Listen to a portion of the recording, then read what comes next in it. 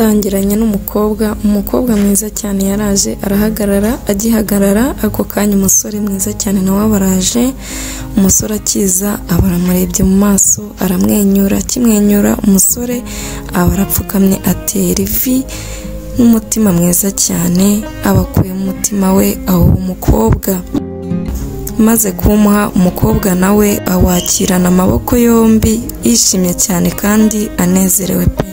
Akimara kumuha umutima we aramubwira ati nzagukunda iteka, I will love you forever. Sobanura ngo nzagukunda iteka. Ese nawe ufite umuntu wakura mu mutima we akawuguha kubwe cyangwa tubyihorere?